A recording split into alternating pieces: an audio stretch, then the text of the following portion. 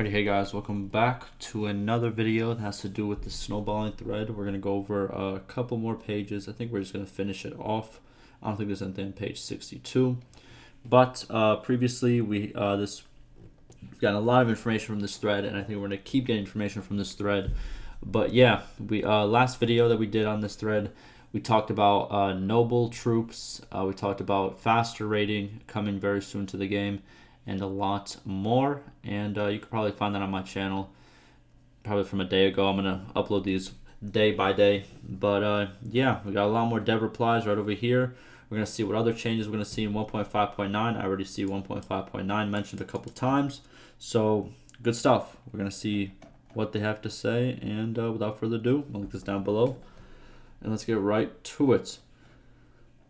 All right, so first we got a question, and then we have a response from the developers. All right, so the question is, should the focus be diplomacy now that snowballing is fixed instead of notables? It'd be nice to get trade agreements, alliances, non-aggression pacts, and maybe some other treaties, or is diplomacy not Mexico's responsibility? And then Dev replies, I'm not responsible for diplomacy. So when he says Mexico, that's the developer who's talking now.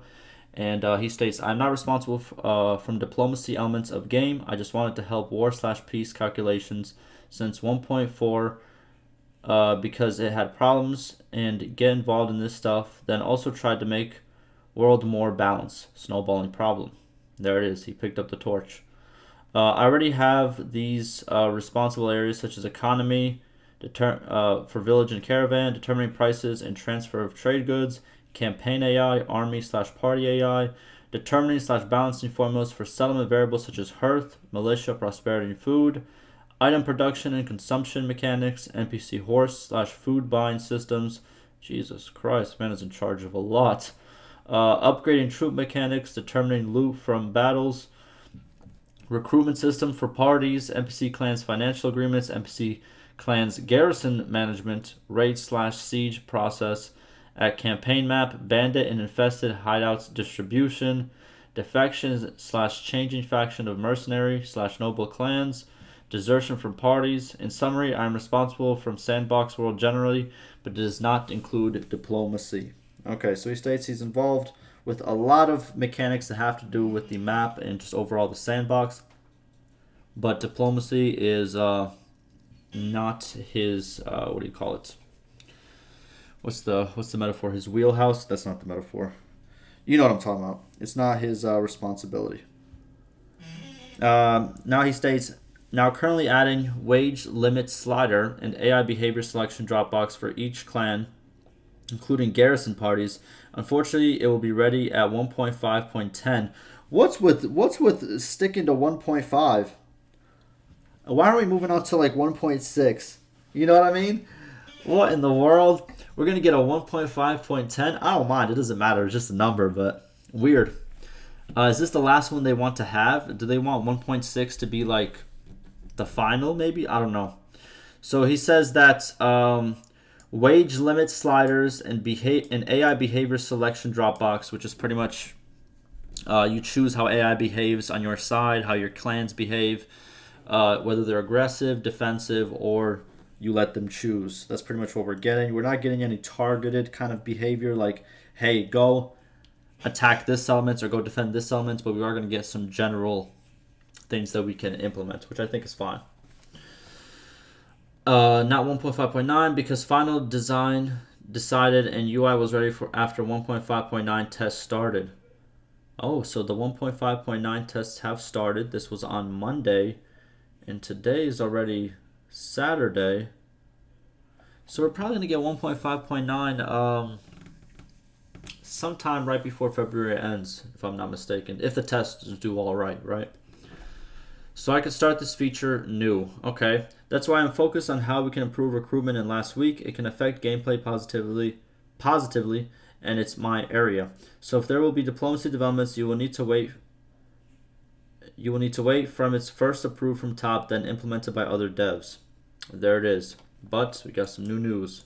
Wage limit slider and AI behavior selection coming in 1.5.10. Very interesting. Okay.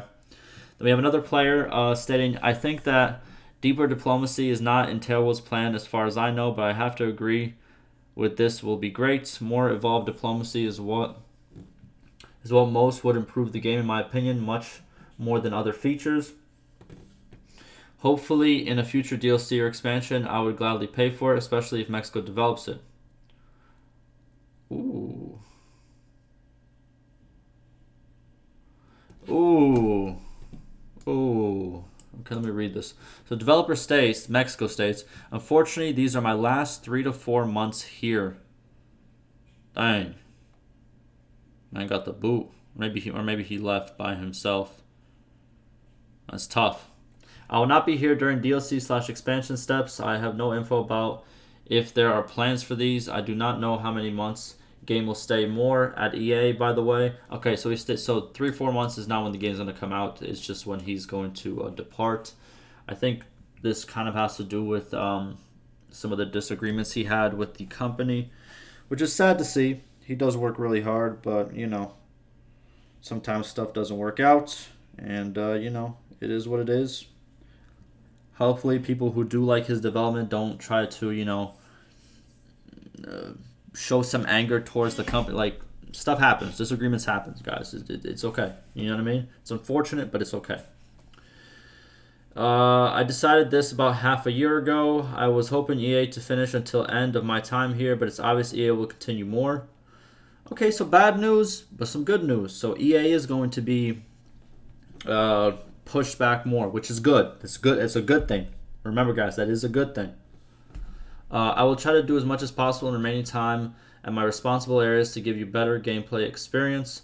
Note, if you have any questions about this, you can PM. Let's continue discussing game here. Just wanted to give you info before that day come, but no need to discuss it here. All right, man. Look, hey, hats off to you. You're a good developer. Wherever you go, whatever you do the job right. That's all I got to say. And I'm not going to speculate any further, but there it is. All right. He says and then you have a player who says you've done better than any of us could have hoped. Yeah, he has put in some good work, really. Alrighty.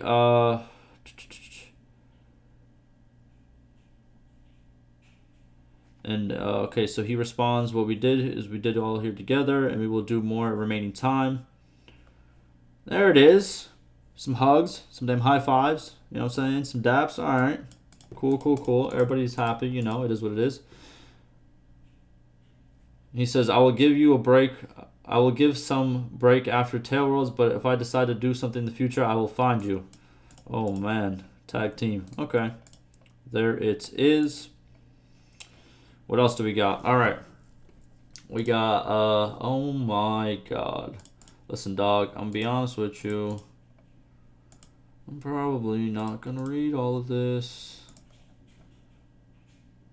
But let me see what the dev says. Let me read the first, two paragraphs. Okay, so player states, hey, I was looking at a new troop upgrade code in upgrade ready troops and calculate upgrade chance variables, I'm guessing. And I want to point a few things out that might affect snowballing. I think because NPCs are actually upgrading their recruits to the cavalry branch at a higher rate than they were prior to the change. Before the change, I think how it worked is that they would just split troops 50-50 between the two upgrade branches. The problem now is that when they recruit a bunch of tier 1 Khazate nomads, this pulls down their cavalry ratio below 36% because nomads count as infantry. So they start funneling upgrades into cavalry branch at over 50%. This means a higher proportion of their nomads get sorted into cavalry branch than the non-cavalry branch than before. Here's an example of what I mean. Okay, so what he's saying pretty much is since nomads upgrade to cavalry, and when Khazates get a lot of nomads in their party, it pretty much puts their cavalry ratio at a very low percent because those nomads aren't considered cavalry yet until you do the upgrade. And then what the AI thinks is, we have such a low rate, let's prioritize getting a lot of cavalry upgrades, and they overdo it, is what he's pretty much saying. All right.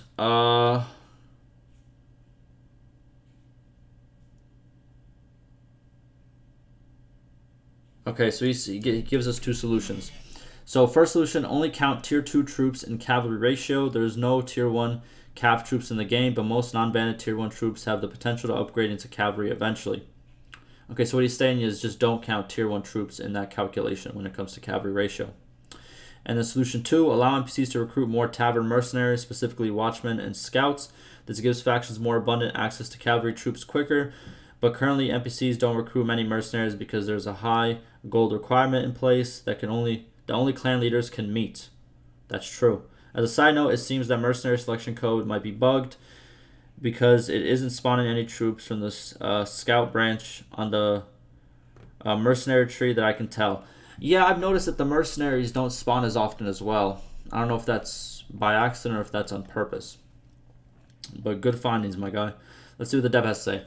So, dev states, finally, I could find time to examine what you reported here, and you are right. I changed this code to as below, so party upgrader code will choose always randomly if troop is at first tier. Okay, so he added a new code that will make it, the 50-50% regardless of, what they see. Okay.